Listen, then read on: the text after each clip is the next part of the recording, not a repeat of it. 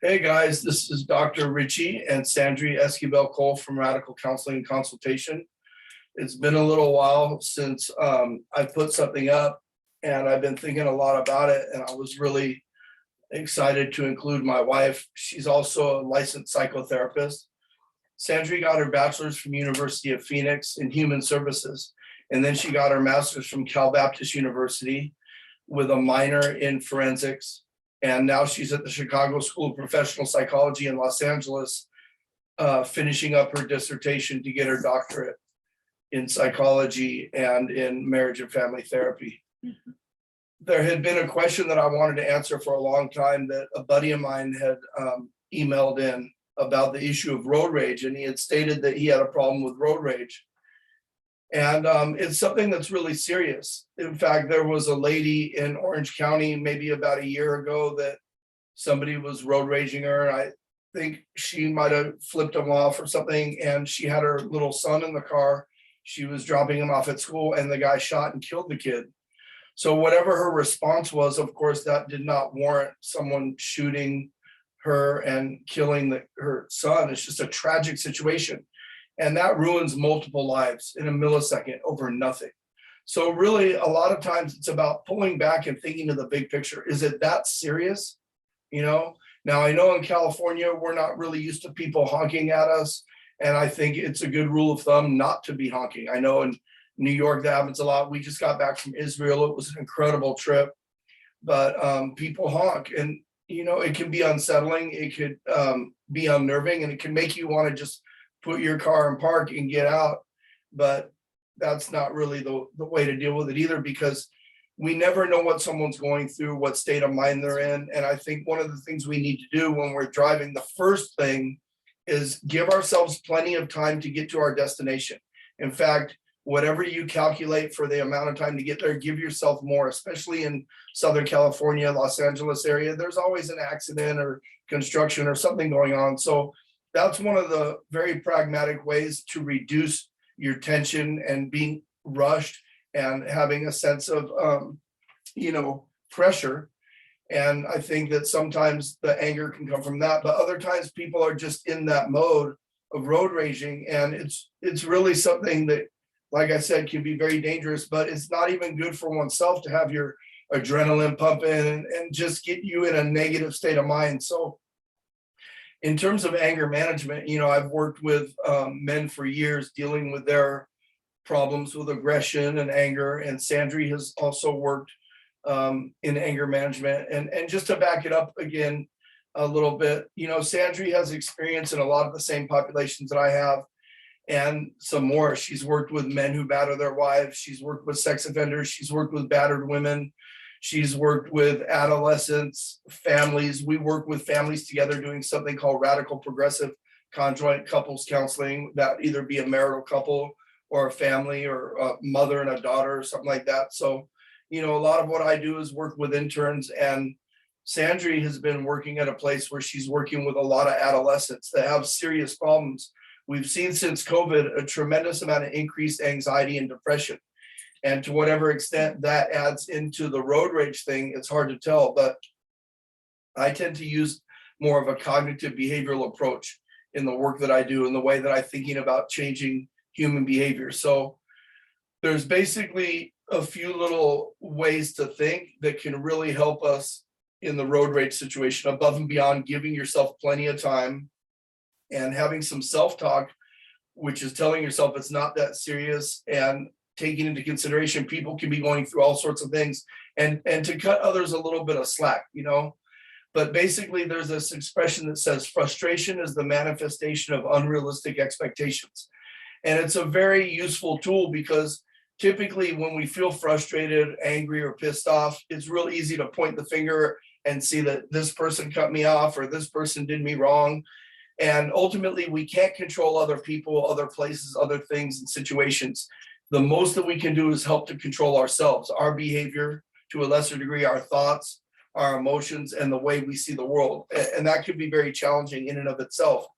So when we tell ourselves frustration is the manifestation of unrealistic expectations, it helps change the locus of control from one of outside of us, beyond the realm of plausibility that we can affect, to within.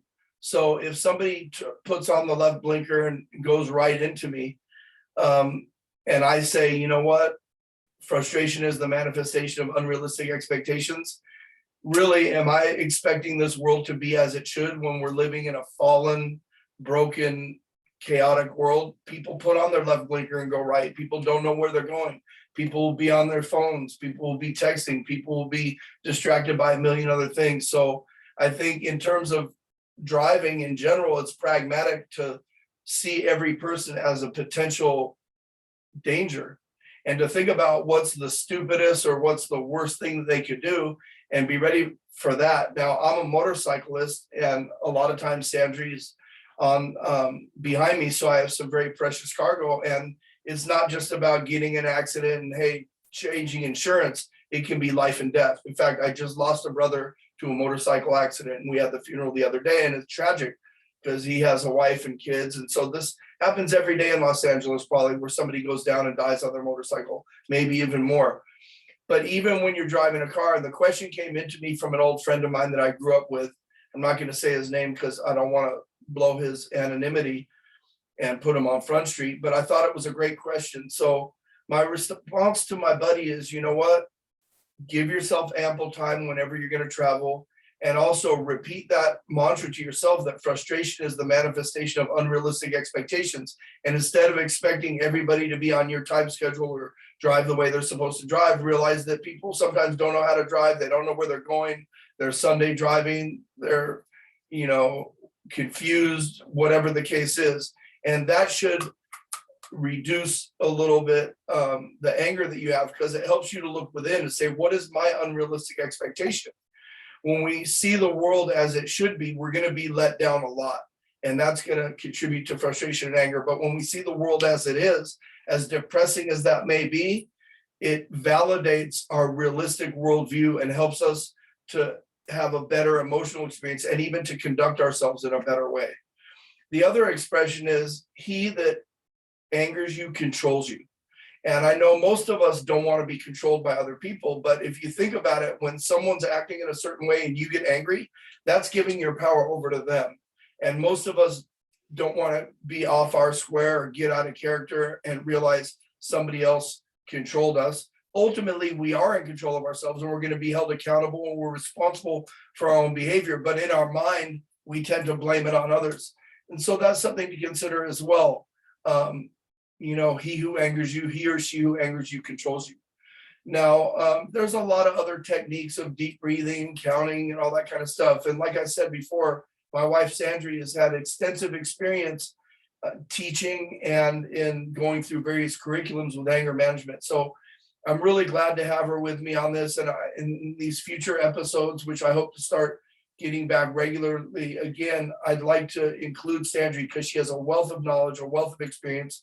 She's a lot better looking than I am, and easy on the eyes, which is a blessing. But I want to turn it over to you, Sandry, so you can chime in on the road rage issue, on dealing with anger in general and while driving. And how can we be of service to my buddy who a long time ago sent in the question, hey, I struggle with road rage. I've struggled with it for a while, and I don't want to end up hurting myself or somebody else, or just getting a heart attack or aneurysm.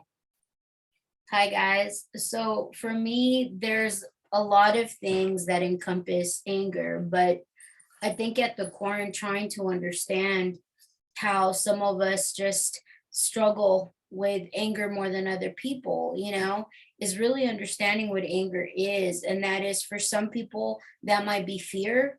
It might be coming from a response to fear.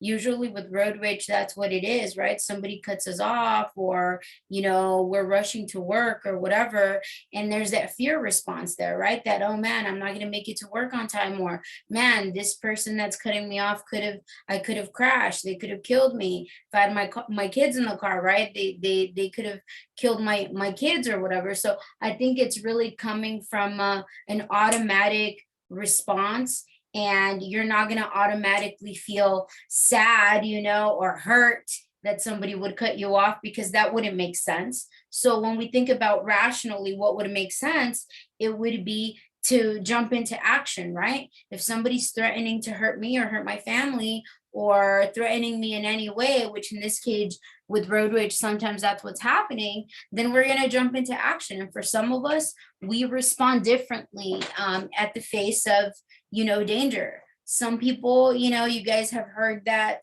the whole flight, fight, Fight. fawn response, right? Mhm. Well, for me, who, I did tend to have more of like, it's just a lot easier for me to get angry, I feel, than for Richie. It's just like my natural thing to go to. And I think part of that is also just culturally, right?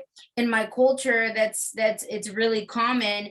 And I think like it is with a lot of other cultures, right? That are not white, it's just like natural in the culture. And I think like part of it also comes from a fear base, like I was saying, and that it's just a lot easier. I know anger a lot better than I do, say, vulnerability or sadness or I'm scared, right? Because if you're scared, well, no one's going to come to your rescue and help you, at that point in time. But if I'm angry, then that gives me the opportunity to do something about it. So I tend to mean more of like, I will fight you.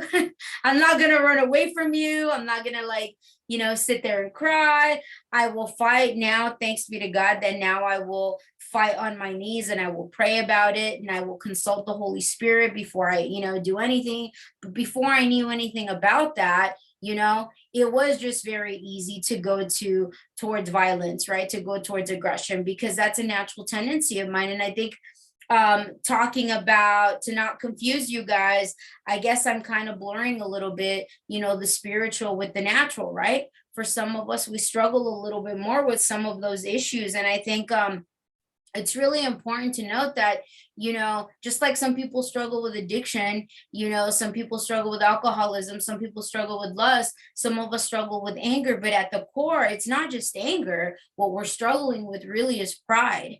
And so when we think about, being, in the road and someone cutting us off and we're insensitive, we start cursing, we start, whether we start trying to pick a fight, we try to cut them off, like, what really are we doing? You know what I'm saying? It's really a matter of your ego. What are you going to get from it? And so I think it's really, really important to tap into the spirit at that point and really ask yourself, like, what am I going to get from this? And you come to realize that a lot of it is you're kind of having to sacrifice, feeling like, oh, this guy just cut me off, and like you said, we don't know what people are going to do, what people are capable of doing, is very evil stuff out there. Like, it's just, there's no reason to shoot somebody because they cut you off or they said something to you, on the road. It's just everybody, it's just everybody is trying to just live their life. And if you allow, yourself to be emotionally, unraveled by what somebody else is doing who isn't even in relation to you, they're just living their life and you're living yours, they don't know anything about you, and you give them that much power, what does that say about you as a person? Right? That really kind of poses that question that you really don't have that self-control, and I think none of us, if we didn't have Christ, I think really do have a really good idea of what that self-control is, even emotionally, right? Because again, it's me having to say, what, God, it doesn't matter how I feel about it. What are you telling me to do about it, right? And then that would mean trust me. So if I trust God that no matter what's happening, it's going to work out for my good, he's going to take care of me, things are going to be okay, then you know what? I'm not going to get that unraveled when somebody cuts me off. Sure, I might say like, oh man, this guy needs to watch what he's doing. Or I might initially automatically think maybe something, mean or whatever, but then I can catch myself and say, man, okay, how do I know this guy's mom didn't just have a heart attack and he's rushing to the hospital? How do I know that, this guy just didn't get a call and his son is choking at daycare. You know what I'm saying? Like, I don't know what could be happening with this person, but if I allow myself to feel some empathy and compassion for this person, then I'm not going to be that mad, right? Initially, I might be like, man, it's like when we get into a car accident, right? If there's a car accident, whether it's somebody else hitting us or us hitting somebody, your initial response is anger. Like, what are you doing? Like, aren't you watching where you're going? Like, what's going on? You hit me, right? But afterwards you get off, and if that person meets you and that person's not hostile, that person's not aggressive towards you, they're just like, hey, I'm sorry, like I didn't look, or I was distracted, are you okay? They check in with you, they try to empathize and acknowledge that, yeah, they made a mistake and they ran into your car, right?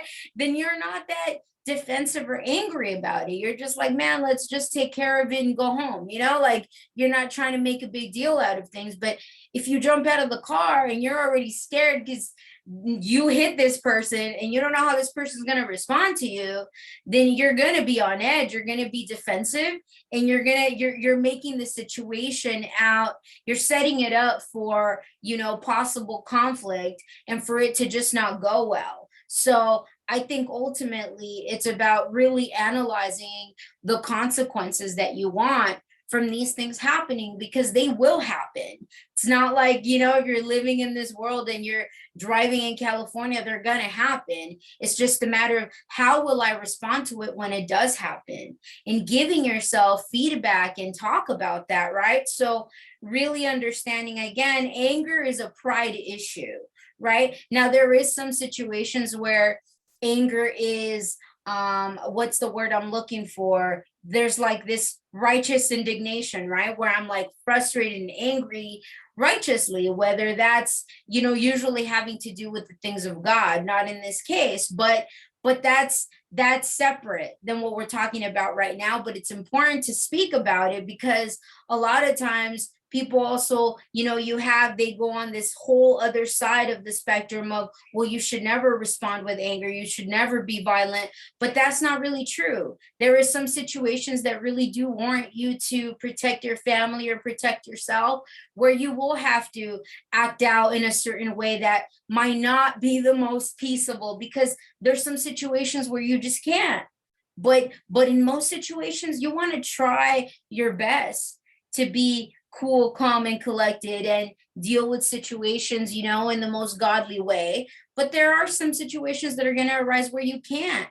And in those situations, obviously it's always important to still consult God, and but think about the ramifications that could come from that. When you take, justice or consequences into your own hands, right? The word of God says, what is that scripture that says, yeah, all vengeance is mine, but also you leave all consequences to him.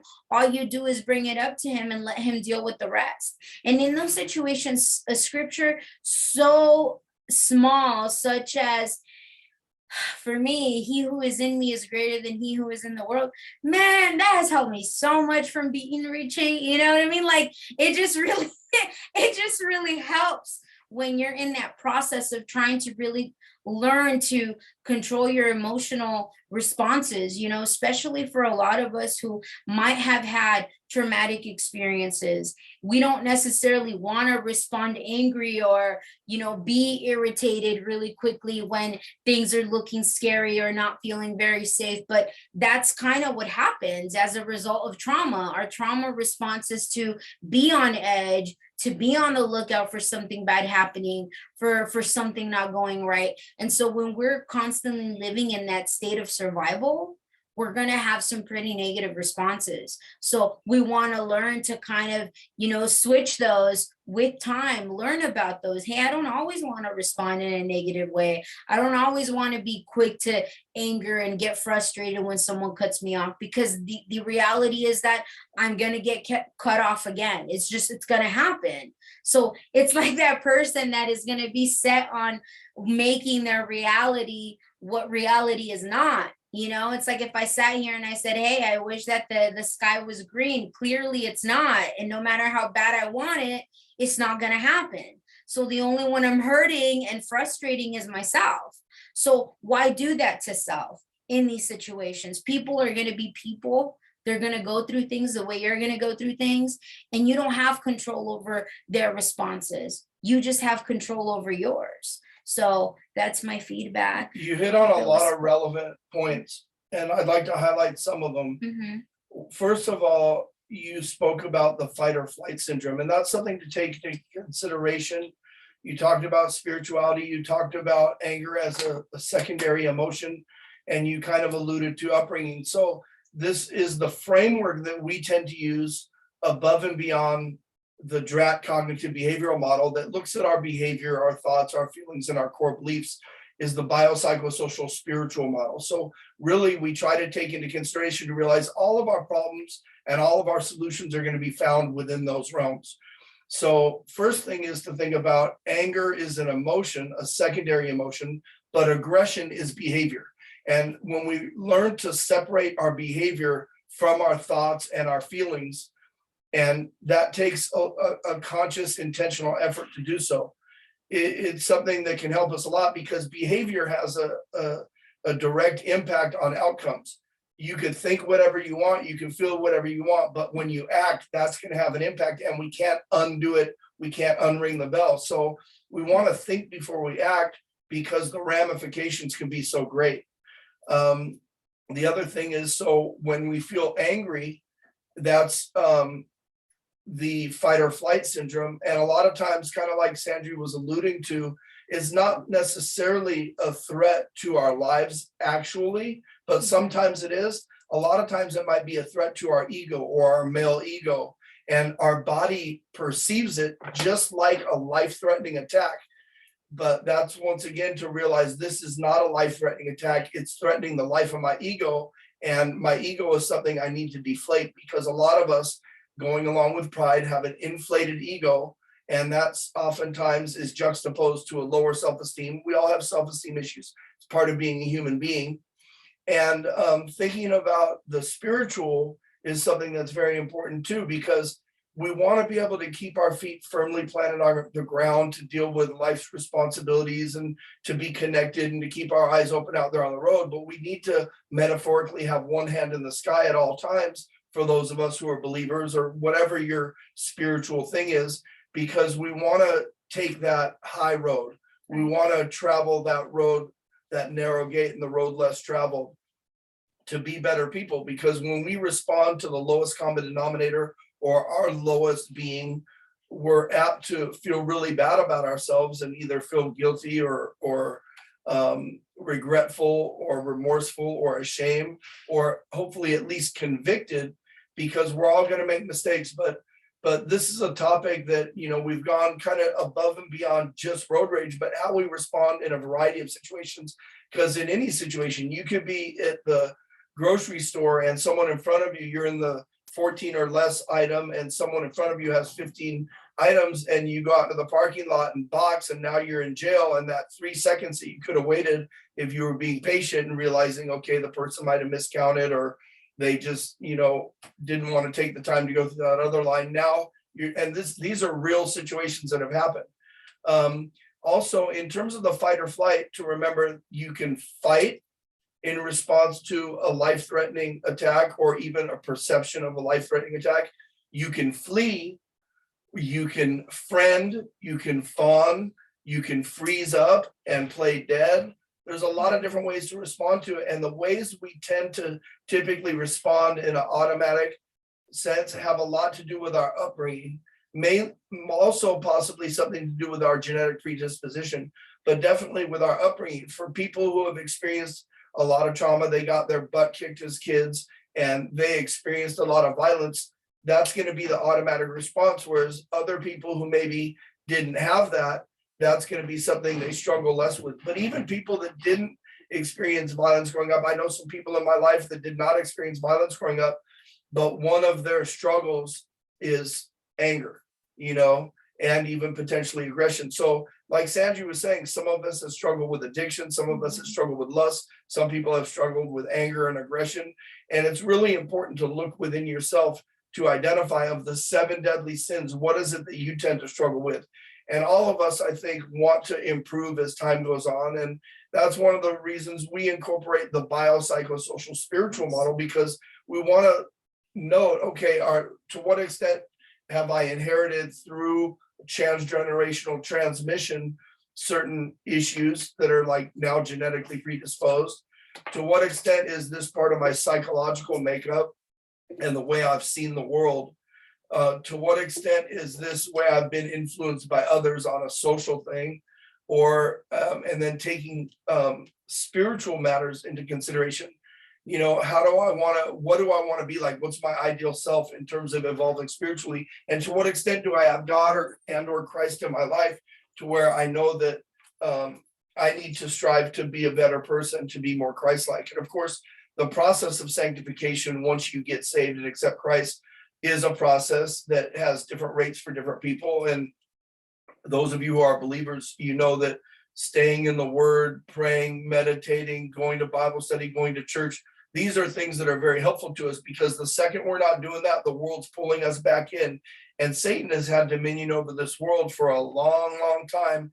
And it's easy to get pulled into and enticed into that lower being of being aggressive, being hurtful, being spiteful, taking, revenge in our own hands. So you hit on a bunch of relevant stuff, Sandry, and I appreciate you bringing that in. Any additional thoughts now that, we've kind of this is just a free form discussion. We didn't have anything written, anything planned. We're just shooting from the hip on addressing this issue of road rage and just how to deal with anger in general, and what is anger and what is behavior. The last thing I want to say before I go to you is, one thing that I've been very mindful of that is really powerful is the fact that the way we see the world, or our core beliefs, is not just a minor thing. It's really such a huge thing. And there's this expression that says, a belief is not merely an idea the mind possesses, it's one that possesses the mind. So the way that we see the world, which typically we're not even really aware of there being other ways to see the world because of ethno or egocentrism, we just see the world how we see it, is just one way to see the world. But as Sandry alluded to, we're going to find evidence to reinforce that way of seeing the world.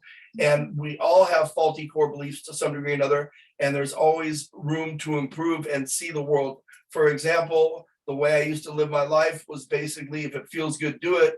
And when I started realizing this stuff, I realized I needed to implement a mindset and a core belief of do the right thing. Still never had perfect adherence to that, but having my trajectory in a different direction that would do less damage to myself and others.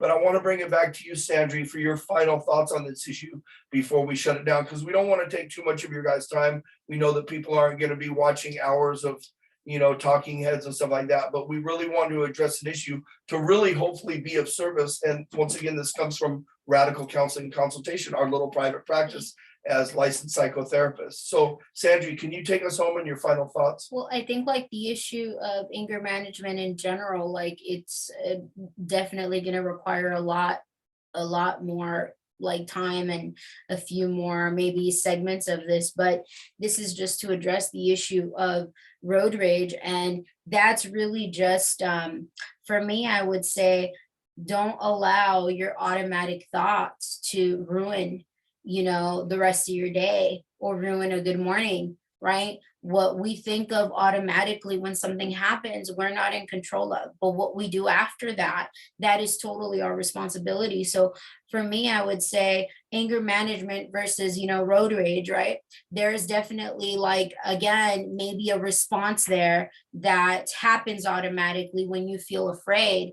And it's important for you to look within, like Dr. Richie was saying, to really kind of address, well, man, what am I really afraid of when that happens, right? Or what does it say about me that, that I get mad every time somebody does this? And it happens a lot. It happens all the time. Every time you drive, what does it say about me that I continue to give my emotions over to something that I don't have any control of?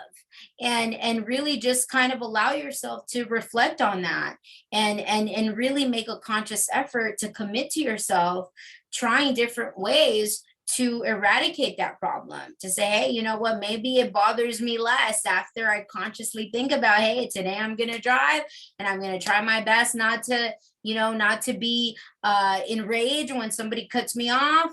Maybe I'll pray for them. Maybe I'll pray that, what, Lord, hopefully this person who just cut me off gets to their destination safe, and, nothing's happening in their life that, or Lord, let them know that they don't need to be in such a hurry, and possibly cause an accident, whatever it is.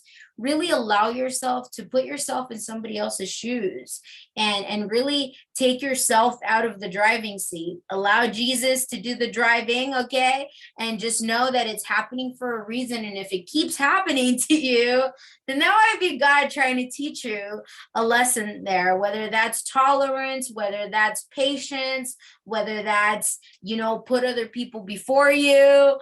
That's between you and God, but it's something for you to just reflect on. And Good food for thought. Mhm. I just want to say I'm really excited to be able to be doing this again and to include my wife, Sandry, because she's a very intelligent, bright, beautiful person that I love and love to discuss things with. Sometimes we have differences of opinion. Sometimes our thinking is consistent. So in these future videos, you'll see that on topics, different things that we will add. Sometimes we have, juxtaposed positions. And so you'll be able to kind of see how you fit in with that. But I hope to continue to do this a little bit more frequently. Again, there was a lull. I want to thank Odette, our good friend, for doing the intro and the outro and the little music and stuff like that. And encourage you guys, please feel free to send in questions that you want us to respond to. I know it's been kind of slow, and that's radicalcounseling@gmail.com. Is that right? That's right. Okay, thanks a lot, you guys. Bye, Have a good one. guys. God bless.